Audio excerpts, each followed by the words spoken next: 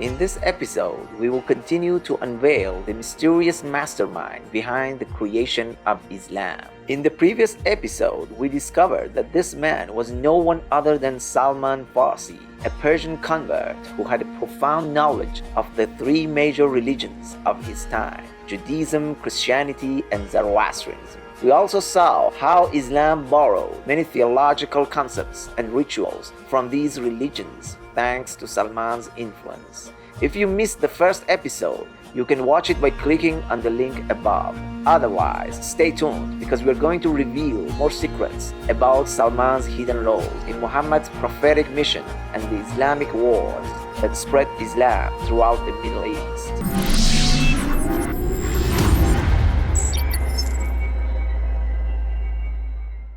Salman played a key role in accelerating the acceptance of Islam in Medina after the migration of Meccan Muslims to Medina by telling Medinans that he was testing Muhammad for signs of prophethood before converting to Islam.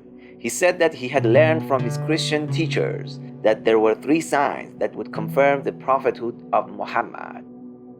He would accept a gift but not a charity. He would have a seal of prophethood between his shoulders at the back. He would migrate from his town to a place between 2 mountains of black stones where there were date palms. Salman tested these signs by giving Muhammad a charity which he refused, and then a gift which he accepted. He also saw the seal of prophethood on his back, and he knew that he had migrated from Mecca to Medina, which was a place between 2 mountains of black stones where there were date palms. Thus, he was convinced that Muhammad was the true prophet of God, and he embraced Islam. It's worth to mention again that Salman was testing these signs in front of the public as he announced it in advance to some Medinans. However, searching the whole Bible and other Christian teachings, you won't find anything even close to these signs, even though Muslims are trying so hard to relate these signs to some biblical prophecies by telling some wild stories. So most likely Salman just fabricated these 3 signs to fool the people of Medina.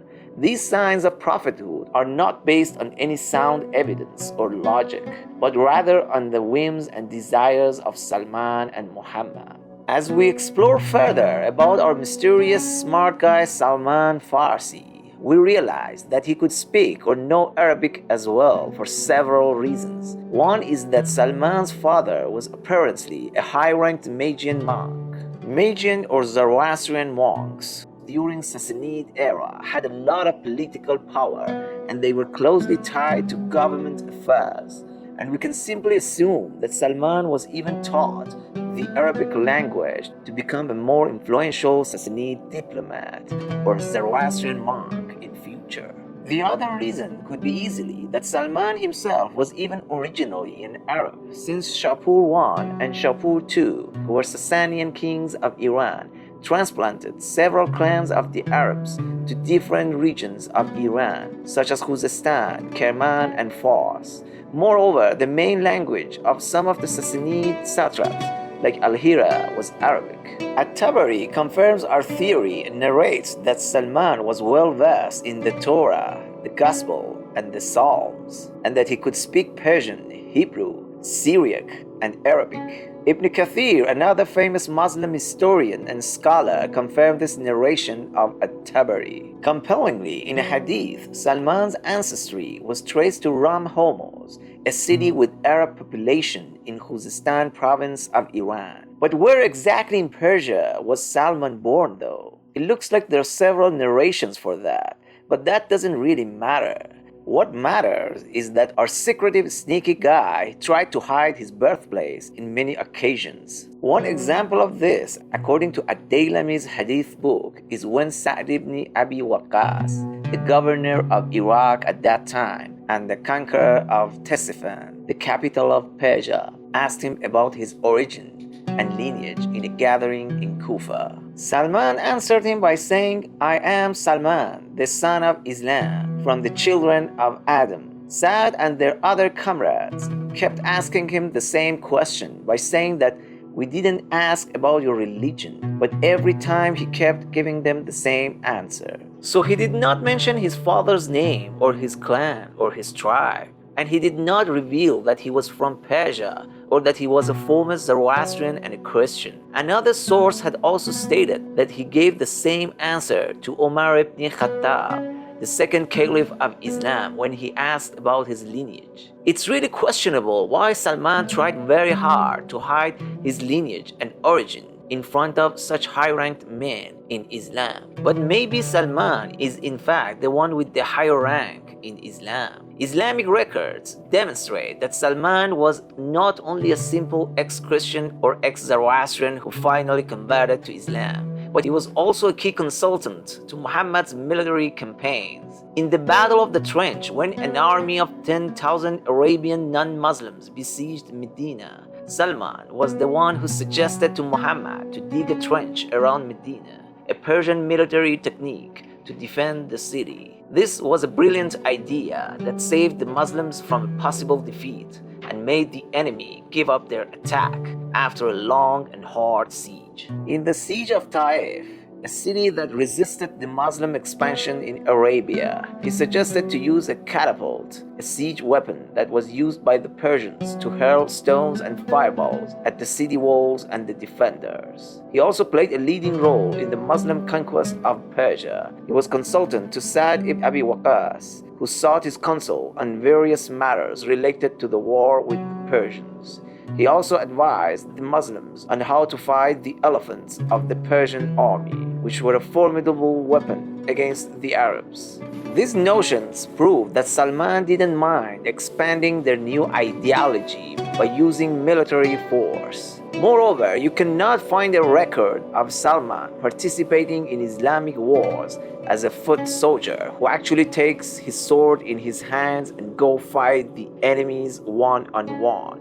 Unlike other famous figures of Islam such as Omar, Ali, or Khalid ibn Walid, whose records are full of killing pagans in Muhammad's wars, and Muslims feel proud by telling the stories of their gallantry. This analysis indicates that Salman's head was much more valuable than swords of many Muhammad's prominent companions. In addition, Salman was praised by Muhammad and his family as well for his wisdom and knowledge numerous times, and he was considered as part of their household. At-Tabari narrates that Muhammad once called Salman a member of his family, or Ahl al-Bayt. He said this because once the Meccan and the Medinan Muslims had a contest over Salman. The Meccans said, "He's one of us because he migrated with us." Oops, I think At-Tabari was not supposed to quote this one hadith because this statement contradicts what most Muslim apologists claim, that Salman met Muhammad in Medina for the first time. In fact, this statement supports the theory that the guy suspected by Meccan pagans as the real author of Quran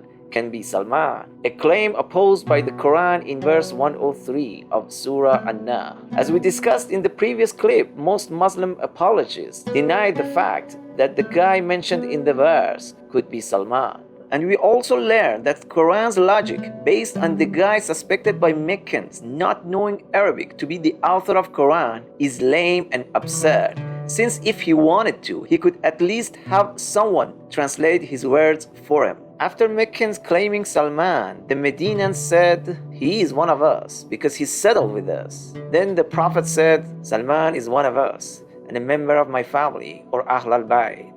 Being Ahl al-Bayt, meaning people of the house, or basically Muhammad's house, is one of the highest grades in Islamic theology that Muslims use to respectfully describe the very close relatives of Muhammad. In another hadith or Islamic narration reported by Sulaym ibn Qais, Muhammad says, "If Abu Dhar knew what is in Salman's heart, he would not greet him with peace, nor would he speak to him, nor would he sit with him, nor would he be buried with him." Abu Dhar was one of the most honest, faithful, and likely naive followers of Islam. And according to Muslim historians, he still lived a very simple life, following the simplicity of Muhammad's minimalistic lifestyle. Even after the conquest of Persia, when most Muslims got so rich and started having a luxuriant life, Muslims express that Muhammad told this saying to emphasize the high grade of Salman's spiritual knowledge. But it's not really clear why Abu Dhar, who was so pure and naive, would not want to even be buried beside him. Maybe Salman had a secret in his heart that, if revealed, it would have made an honest and naive person like Abu Dhar feel so disgusted and betrayed.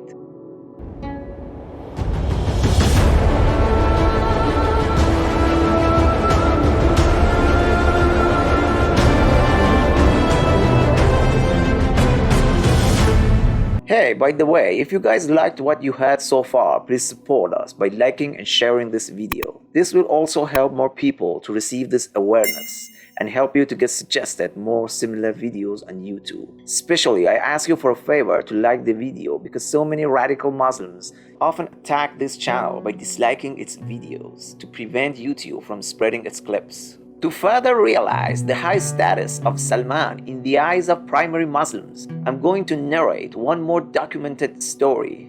After the conquest of Persia, during the reign of Omar, the second caliph, Salman became the governor of al-Madain, which is the Islamic name for Ctesiphon and its surrounding cities. Baladhuri, a famous Muslim historian of the 10th century, reports that when Salman al-Farsi returned from al-Madain to Medina, Omar went out of the town to welcome him and honor him. He said to the people, "Let us go and meet Salman, the son of Islam, from the children of Adam." He also said to Salman, "You are one of the members of the Prophet's family, and you have more knowledge than Ali." Ali was the fourth caliph, by the way, and was known to have mastered high amount of mystical knowledge by some Muslims, especially Shias. He then embraced him and kissed him on the forehead. He also gave him a large amount of money and gifts and asked him to stay with him in Medina. This is historically very important, as we won't find any other account in Islamic history as such where a caliph would go out of town to welcome a lower-ranked governor. After plundering Persia, Muslims got access to a lot of financial sources. So Omar decided to give Muslims welfare. In the payout list, Omar dedicated to Salman 4,000 dirhams, making only Ali the fourth caliph and Aisha the favorite wife of Muhammad with payouts higher than him. Omar gave Uthman, the third caliph, also 4,000 dirhams, and Sa'd, the conqueror of Persia, only 1,500 dirhams. After all this, the exceptional high status of Salman for Arab Muslims as a non-Arab should be quite clear. Arab Muslims who filled the history with their unjust racist acts against the people of Persia for many years. In fact, Muhammad was well aware of the Arab racism against the Persians, and he wanted to protect his partner in crime and his family and descendants from any harm or injustice. Therefore, he asked Ali, his cousin and the fourth caliph, to write a letter to the Muslim army that conquered Persia, in which he instructed them to respect and honor Salman and his kin. This letter is known as the Charter of Salman, and it is a historical document that exists in some ancient manuscripts and archives that were preserved by the Persians. It was authenticated by some famous Muslim scholars, historians, and geographers such as al-Yaqubi, who had access to many primary sources and documents, and who examined its chain of transmission and its content, and found it to be reliable and trustworthy. As we mentioned, Salman became the governor of the newly conquered cities of Persia, collectively known as al-Madain, during Omar's caliphate. This appointment must be seen as a smart political move by Omar and Salman, since Salman, being Persian or at least fluent in Persian, could play a leading role in attracting Persians to their new religion using his intelligence and charisma. In fact, Omar had given Salman such a role before too when Muslims were in the battles with Persia, because Omar was hoping that Salman could have an effective role in inviting Persian soldiers to Islam and thereby breaking their resistance. Saving the best for last, we are getting to the most interesting part.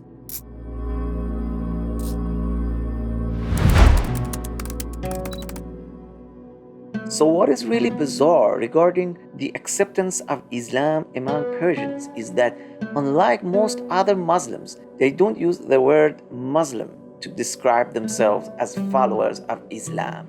Most Muslims, especially Arabs, for example, use the word Muslim to indicate their submission to Islam, which is where the word Muslim is originally coming from. However, Persians use the word Musalman. Breaking up this word in Farsi language is pretty amazing, as if you break it into Mo plus Salman, you get the word Mo, which means I in many ancient Persian languages, or even some present dialects. So basically, when a Persian wants to say, I am Muslim, he or she has to say in Farsi, Mo Salman am, where am means the same as am in English, with the difference that in Farsi the verb comes at the end of a sentence. Therefore, when every single Persian says in Farsi, I am Muslim, he or she is indeed saying, I am Salman, thereby indicating their submission to Salman rather than Islam.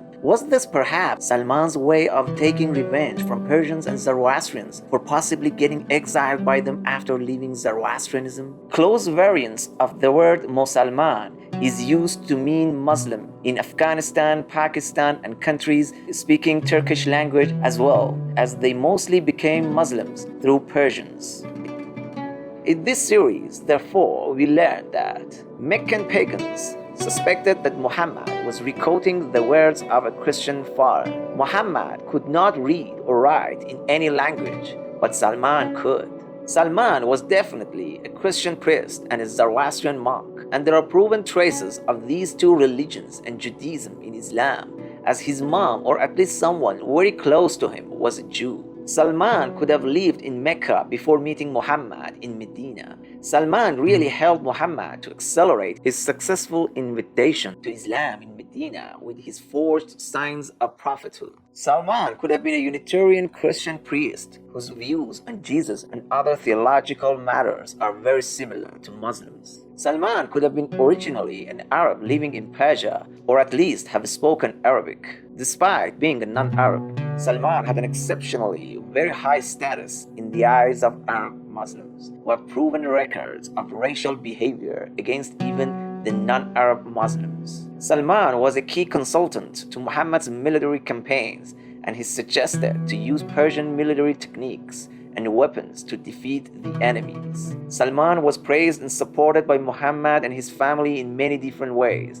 and he was considered as part of their household. Yet, for such a significant figure, we have no unified and solid record of origins and birthplace, as he always dodged answering other Muslims' questions on that. What do you think? Could Salman be the real author of the Quran and the real founder of Islam? Let me know in the comments. And never forget to like, share, and subscribe. Till the next clip, peace.